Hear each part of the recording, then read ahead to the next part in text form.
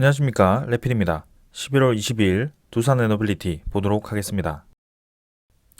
증시 먼저 보겠습니다. 코스피 0.05% 상승했고요. 코스닥은 0.3% 하락했습니다. 오늘은 양증시 크게 움직임 없이 초반에 이제 하락했다가 마지막에 반등을 하면서 마무리되었습니다. 코스피는 외국인 투자자가 1,400억을 매수하면서 매수를 이어갔지만 기관 투자자는 1,500억 정도 매도를 하면서 반대로 진행이 되었습니다. 그래서 오늘 크게 매수를 했거나 매도를 한 투자자는 없고요. 적절하게 이렇게 보합이 되면서 마무리되었습니다. 코스닥은 외국인 투자자 500억 매도했고요. 기관 투자자도 1,000억 정도 매도하면서 양매도 진행이 되었습니다. 코스피는 어제와 유사하게 가격대가 형성이 되었고요. 2,500선 초반으로 계속 자리 잡고 있습니다. 증시가 이제 쉽게 떨어지지 않고 적절한 수준에서 멈추어 있고요. 241선 위에서 유지를 하면서 가격대를 추가적으로 지금 더 올릴 수 있는 그런 자리를 마련했다라고 보여집니다. 그래서 증시에 대한 분위기가 지금은 확실히 좀 개선이 되고 있다라고 보여집니다. 외국인 투자자는 1,400억 매수하면서 지금 3일째 매수를 하고 있고요. 11월 16일, 11월 15일자도 크게 매수를 했었습니다. 그래서 지금 이제 11월 6일자부터 해서 사실 공매도 금지 이후에 외국인 투자자는 아주 많은 매수를 이어가고 있고요. 역시나 공매도 상황과 유사한 이 흐름일 수도 있을 것 같습니다. 그러나 11월 30일까지는 MSCI 리밸런싱이라는 그런 이벤트가 있기 때문에 그런 이벤트에 맞춰서 이렇게 매수세가 유입이 되는 걸 수도 있습니다. 그래서 그런 것들을 좀 살피면서 한번 분위기를 보겠습니다. 기관 투자자는 1,500억 매도를 했고요. 금융 투자가 대부분 매도를 했습니다. 그래서 그동안 이제 매수를 하던 금융 투자가 조금 매도를 했는데요. 그래도 지금까지 많은 매수를 했기 때문에 아직까지 크게 매도했다라고 보기는 어렵습니다.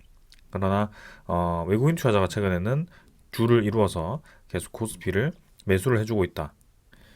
그 다음은 코스닥이고요. 코스닥도 지금 814포인트 크게 움직임이 없었습니다. 그러나 여전히 이제 코스피에 비하면 상승이 좀 부족하긴 하지만 점점 이제 저점을 높이는 그런 추세가 만들어지고 있습니다. 그래서 21선 받치면서 좀 올라가주고 있는데 여기서 이제 추가적인 상승이 가능할지는 천천히 한번 보도록 하겠습니다.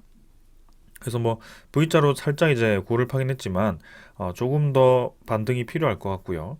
여기에 대해서 코스피, 코스닥 일단 같은 방향으로 움직일 것 같습니다. 그래서 증시에 대한 좀 침체가 마무리되고 그죠? 경제에 대한 그런 활성화가 조금 불어준다면 좀 더 힘을 받을 것 같습니다. 그래서 지금은 금리 인상이 마무리가 되는 단계이기 때문에 추가적인 증시를 크게 끌어내릴 만한 이벤트는 사실 크게 없다라고 보셔도 되겠습니다. 만약에 이제 CPI 지표가 또 다음 달에 발표가 되었는데 거기서 추가적으로 이전보다 좀 예상보다 높아진다든지 인플레이션 지표가 쉽게 떨어지지 않는다든지 그렇게 좀 진행이 되면 다시 한번 증시 분위기는 꺾일 수 있습니다. 그러나 만약에 인플레이션 지표가 계속 하락하는 방향으로 그죠? 이렇게 금리가 인상을 마무리하는 방향으로 진행이 된다면 증시는 계속 좀 이제 자리를 잡을 것 같습니다. 위로. 자, 오늘은 1,300원 정도 환율이 마무리되었고요. 1,302원이네요. 그래서 7.5원 정도 올라갔습니다. 그래서 점점 저점을 내려가면서 조금씩 눌렀는데 오늘 이제 그 저점을 받치면서 양봉 하나를 만들었고요. 1,302원으로 1,300원 초반대를 이렇게 유지를 했습니다.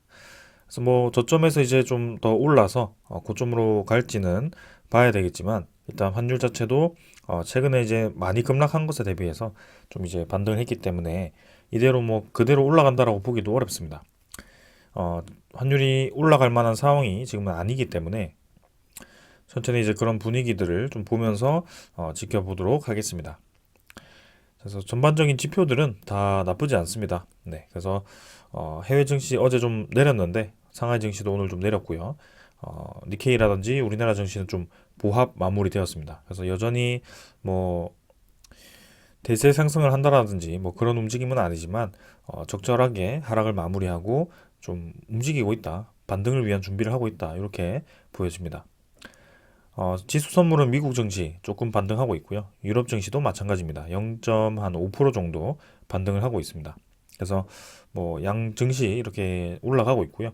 내일까지 추가적인 반등이 나올지는 더 보도록 하겠습니다. 원자재 가격은 국제유가 77달러 수준으로 유지하고 있고요. 천연가스가 2.8달러 수준으로 어제보다 더 하락했습니다. 2.9달러 밑으로 떨어졌고요. 여기서 원자재 가격이 쉽게 반등하지 못하고 계속 내려간다면 뭐 크게 인플레이션 지표가 더 올라갈 이유는 없거든요. 그래서 지금은 확실히 좀 이 물가가 잡히고 있다라는 것이 보여집니다. 채권 금리는 오랜만에 4.3%대의 금리를 확인을 했습니다. 지금 이제 추가적으로 하락해서 4.39%까지 하락했고요. 여기서 조금 올라서 이제 4.4%가 될 수도 있겠지만 지금 이제 10년물 국채 금리는 계속 떨어지는 분위기입니다. 그래서 오늘도 최하 가격에 위치를 하고 있고요. 점점 이 저점을 내리면서 쭉쭉쭉쭉 떨어지고 있거든요. 그래서 우하향하고 있기 때문에 국채 금리가 더 떨어진다면 확실히 이제 좋은 시장에 대한 분위기를 형성할 것 같습니다. 그래서 그런 것도 좀 기대하면서 한번 지켜보도록 하고요. 아직까지 그런 이 변수들이 완전히 없어진 것은 아니기 때문에 경계를 하면서 한번 지켜보도록 하겠습니다. 저는 여기까지 보고 종목으로 넘어가겠습니다. 두산 에너빌리티 보겠습니다. 80원 하락해서 0.5% 하락했고요. 14,610원으로 마무리되었습니다. 자, 두산 에너빌리티 오늘도 증시 분위기와 함께 그냥 흘러가는 모습이었고요. 시간의 거래도 거의 동일했습니다. 그래서 시간의 거래 14,610원으로 똑같이 마무리되었고요. 큰 변화 없이 진행되었습니다. 거래량은 167만 주로 평소처럼 계속 부족합니다. 그래서 어제 보합 수준으로 마무리되었던 것을 오늘도 뭐 사실 조금 하락했지만 거의 보합 수준이고요. 최근에 움직이는 이 가격대는 크게 뭐 의미가 없는 상황입니다. 거래도 부족하고 뭐 이 올라갔던 부분, 내려갔던 부분이 다 왔다 갔다 하면서 계속 횡보를 하고 있거든요. 그래서 지금은 최저점은 이제 찍고 반등을 한 상황이기 때문에 조금 더 이제 거래량을 붙여서 움직이는 것이 필요할 것 같은데요. 아직은 그런 움직임은 나오지 않고 있습니다. 자, 그러나 이제 21선 반등을 하면서 진행 중이고 이 공간을 얼마나 더 메워줄지는 조금 더 봐야 될 것 같습니다. 그래서 저점을 높이면서 올라가 주는 것은 좋지만 아직까지 거래량이 많이 부족하다라는 점이고 여기서 이제 양봉을 좀 크게 띄우면서 거래량 한번 실어주는 그런 이벤트도 한번 나왔으면 하는 바람입니다. 그래서 증시는 이제 절반 정도 회복했기 때문에 두산 에너빌리티도 하락폭에 대한 절반을 회복을 한다면 적어도 지금 61선까지는 좀 반등을 빠르게 해줘야 될 것 같고요. 그 정도라고 한다면 15,500원 정도 이상을 좀 치고 나가줘야 될 것 같습니다. 그래서 그런 부분 좀 살피면서 지켜보도록 하고요. 확실히 공매도 금지 이후에는 이전처럼 이런 상승 하락을 반복시키는 그런 움직임이 나오지 않고 있습니다. 11월 30일까지 또 이제 이 MSCI 리밸런싱에 대해서 외국인 투자자가 어떤 움직임을 볼지는 한번 보겠습니다. 뭐 차트는 동일했기 때문에 어제와 거의 유사했기 때문에 넘어가도록 하고요. 투자자 수급은 기관 투자자, 외국인 투자자 거의 뭐 비슷했습니다. 그래서 기관 투자자 7,200주 매도, 외국인 투자자 26,000주 매수하면서 뭐 거의 오늘 움직임이 없었다라고 보시면 될 것 같고요. 금융투자가 28,000주 매도, 연기금 투자자, 투신, 보험은 뭐 거의 변화 없었습니다. 연기금 투자자 한 12,000주 매수. 그래서 조금 매수를 하면서 연속적인 그런 매도는 이제 끝냈다. 외국인 투자자도 26만 주 26,000주 매수하면서 어제처럼 매수를 이어가지는 않았지만 그래도 뭐 이 정도로 보합 수준으로 진행이 되었다. 이렇게 보시면 되겠습니다. 자, 그리고 이제 대차 잔고와 그 다음에 국매도 잔고도 한번 보겠습니다. 먼저 국매도 잔고 살펴보겠습니다. 자, 국매도 잔고는 1188만 주입니다. 그래서 전날보다 한 30만 주 정도, 40만 주 정도 줄었고요. 계속 뭐 줄긴 합니다. 지금 MSCI 리밸런싱이 가까워질수록 국매도 잔고가 줄어드는 모습이 나오고 있고요. 11월 21일, 22일도 마찬가지. 1국매도 거래는 거의 없었습니다. 그래서 이 추세가 계속 이어질 가능성이 좀 높아 보이고요. 모건슬리가 지금 직접적으로 매수를 하고 있지 않다라는 점에서 좀 계속 주목을 하고 있는데 오늘도 사실 뭐 크게 보이지 않았습니다. 자, 거래원을 보면 이제 슬슬 실제로 이 장중에는 모건슬리가 나오지 않았지만 신한증권을 통해서 매수가 나오는 것인지 일단 이렇게 매수가 잡히는 것을 볼 수가 있고요. 반대로 이제 골드만삭스가 최근에 많은 매도를 좀 하고 있습니다. 오늘도 골드만삭스가 매도에 집계가 되었고요. 아무래도 골드만삭스와 모건서울이 MSCI 리밸런싱 때 그런 이 물량 교환이 좀 있지 않을까라는 생각입니다. 이전 리밸런싱 때도 모건서울과 골드만삭스가 좀 나타났었는데요. 이번에도 마찬가지인 것 같습니다. 그래서 신한증권 창구가 또 이제 매수 1위를 차지를 했고요. 모건스탠리 쪽에서는 신한증권으로 매수가 들어올 거고 매도는 골드만삭스 쪽 진행이 되고 있습니다. 자, 그래서 계속 이 추세에 이어지는지 보겠습니다. 대차장고는 아직 나오지 않았는데요. 오늘도 이제 대차장고 감소 상위 종목으로 위치를 했습니다. 그래서 34만 주 상환이 되어서 2,780만 주로 대차장고도 좀 줄었고요. 공매도 잔고와 함께 조금씩 줄어들고 있습니다. 이 추세를 계속 이어가는지 보겠습니다. 추적 물량은 26,000주에서 오늘 거의 310주 매도, 그래서 거의 똑같았다라고 보시면 될 것 같고요. 13% 수준을 유지를 하고 있습니다. 여기서 외국인 투자자가 더 매수를 이어갈지는 좀 더 봐야 될 것 같습니다. 그래서 우리가 주목하고 있는 것은 공매도 대량 보유자 모건슬리가 어떤 움직임을 보일지 그런 것들을 보는 것이고요. 거기에 대해서 주가가 어떻게 반응하는지 한번 보겠습니다. 자, 그래서 이렇게 이 두산 에너빌리티의 기술적인 부분들은 다 말씀을 드렸습니다. 사실 뭐 계속 이번 주 내내 그리고 저번 주까지도 계속 비슷한 위치를 차지하고 있다 보니 크게 말씀드릴 게 없고요. 기술적으로는요. 그리고 거래량 자체가 부족해서 마찬가지로 크게 뭐 분석할 게 없습니다. 그래서 지금은 가격대에 좀 집중하기보다는 좀 천천히 마음의 여유를 갖고 좀 지켜보는 것이 좋을 것 같고요. 일단 증시의 큰 이슈들은 좀 잘 넘어간 거기 때문에 어떤 종목들은 좀 많이 오른 종목도 있고 두산 에너빌리티 같은 경우는 아직 반등을 뭐 크게 그렇게 많이 하지 못한 종목들도 있지만 결국에는 증시 분위기가 개선되어서 저렇게 유지가 된다면 이렇게 두산 에너빌리티 포함한 그런 코스피 상위 종목들이 좀 올라갈 거라고 봅니다. 그래서 대부분의 종목들이 같은 방향으로 진행될 거라고 보고 있고요. 좀 이슈를 잘 탄 종목들은 최근에 좀 관심을 많이 받고 있는데 너무 그런 종목들을 보면서 좀 속상해하지 않으셨으면 좋겠습니다. 결국에는 그런 급하게 올라가는 종목들도 좀 빠르게 떨어지는 경향이 있기 때문에 최근에는 그런 것들을 좀 생각하셨으면 좋겠고요. 우리는 뚝심 있게 좀 길게 바라보고 접근한 만큼 좀 이런 이 종목들 천천히 좀 지켜봤으면 좋겠습니다.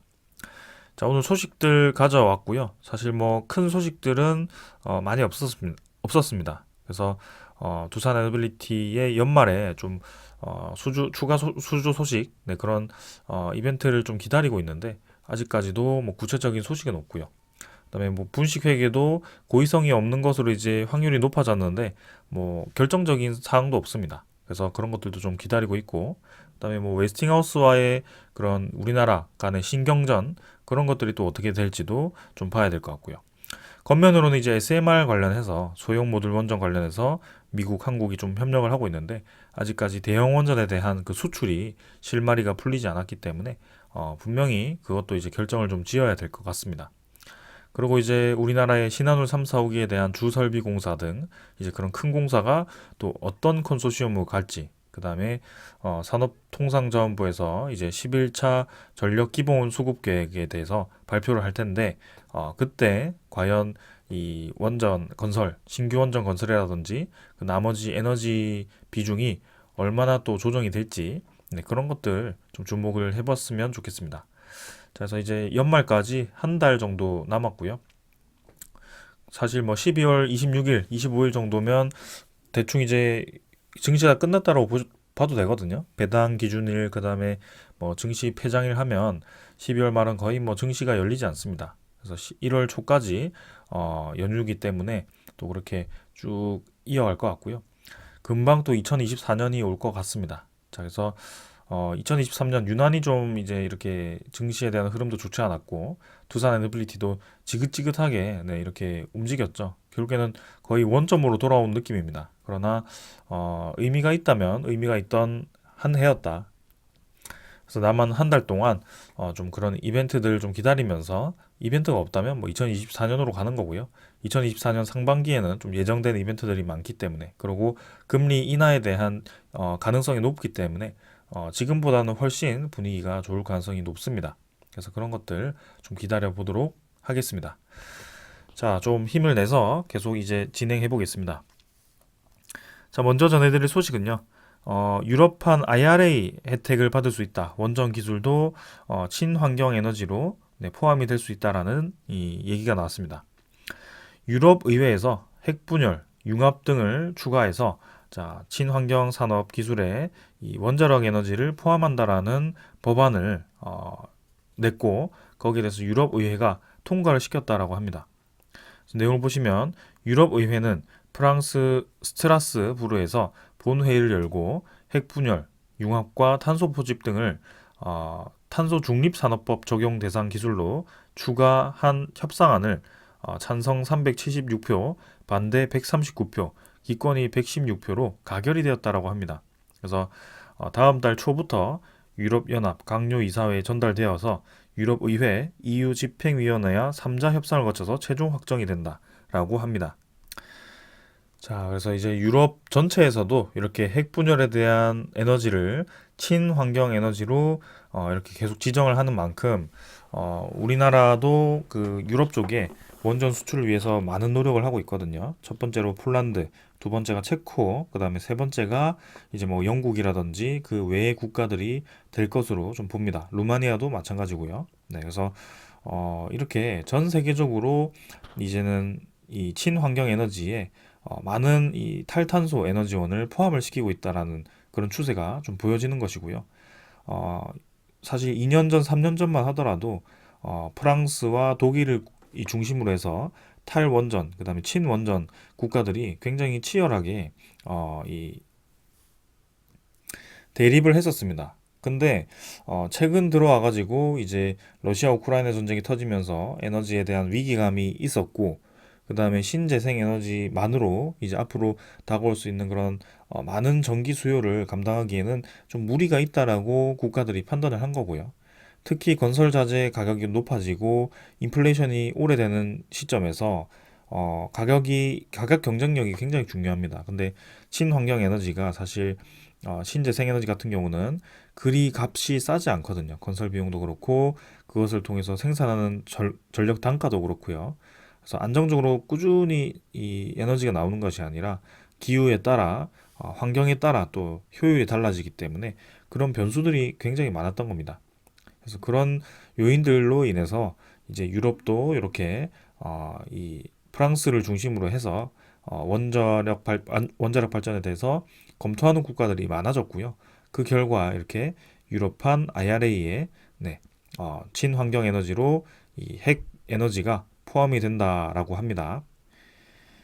자, 그래서 미국도 그렇고 이 유럽도 그렇고 영국도 그렇고요. 우리나라 쪽 중심으로 해서 뭐 중국도 사실 원자력 에너지에 대해서 아주 크게 투자를 하고 있고요. 러시아도 그렇고요. 뭐 인도도 마찬가지입니다.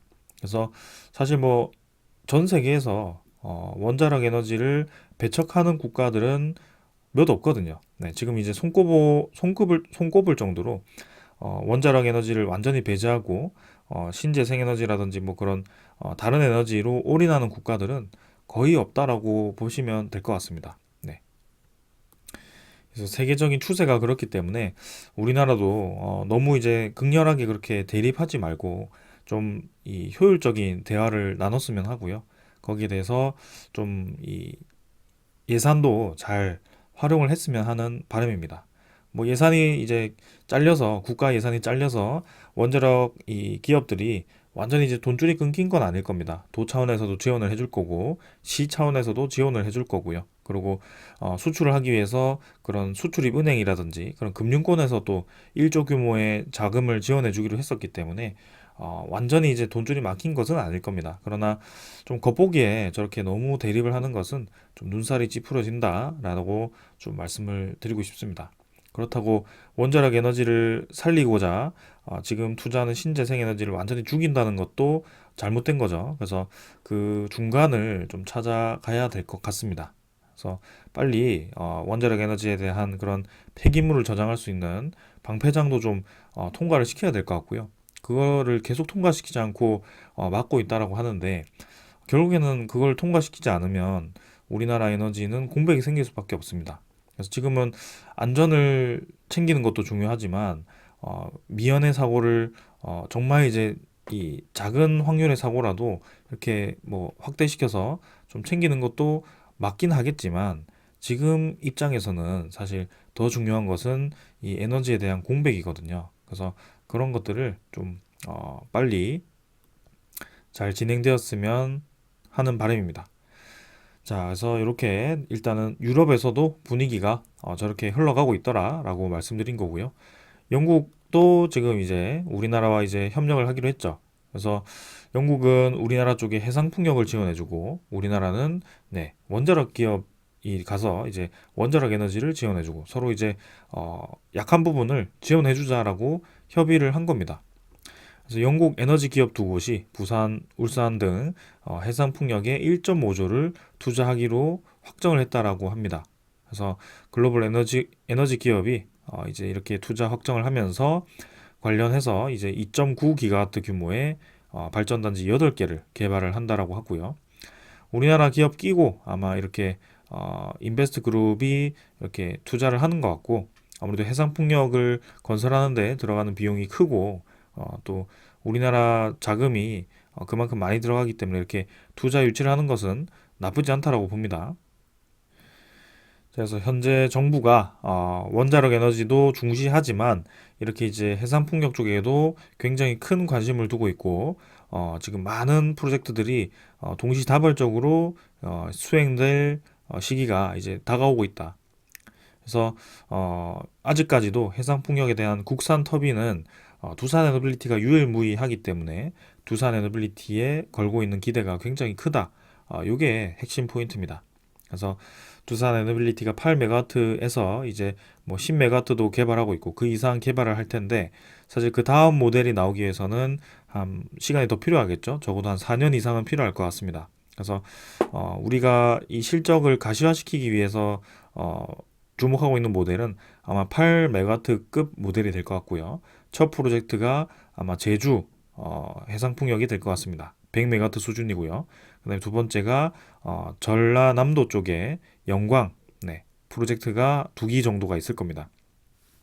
그리고 세 번째가 아마 안마도 쪽이었죠. 그래서 그쪽에 대형 프로젝트로 해서 지멘스 가멘사와 함께 합작을 할 것 같고요. 이 지멘스 가멘사의 대형 해상 풍력의 나세를 조립을 하고 그 OEM을 수행하는 그런 역할을 할 것 같습니다. 그래서 크게는 이렇게 진행될 것 같고요. 그리고 두산 에너빌리티가 국산 터빈, 그 다음에 국산 기업들과 함께 이 컨소시엄을 구성했기 때문에 국산화 비율에서도 상당히 높은 점수를 받을 겁니다. 그래서 추후에 다른 프로젝트에 들어갈 때도 상당히 이제 이 높은 점수를 받을 것 같고요. 그리고 두산이 가장 큰 강점이 뭡니까? 해상풍력이라고 해서 해상풍력만 하지 않습니다. 이 해상풍력을 통해서 지금 이제 우리나라가 부족한 게 뭐죠? ESS죠. 네. ESS라고 저장장치, 에너지 저장장치가 필요합니다. 근데 이게 상당히 비용이 많이 들어가거든요. 이미 독일하고 이런 이 신재생 에너지 성진 기업들은 이 ESS를 상당히 많이 건설해 놨습니다. 그래서 에너지 저장 장치를 많이 채워 놓고 그걸 이제 사용하는 그런 상황인데 우리나라는 이게 상당히 부족하다는 거죠. 그래서 요걸 잘 건설하는 기업이 사실 국내에서는 효성중공업, 그다음에 뭐 우리나라 이 아는 아니지만 두산 에너빌리티도 자회사 두산 그리드텍 이 있습니다. 그래서 최근에 뭐 그리드텍에 대한 이 소식이 잘 들려오지 않는데 일단은 그리드텍도 호주와 미국 쪽에 이렇게 ESS 저장 장치를 하긴 합니다. 아무튼 지금 제가 얘기하고자 하는 것은 그게 중요한 게 아니라 이게 부족한 거죠.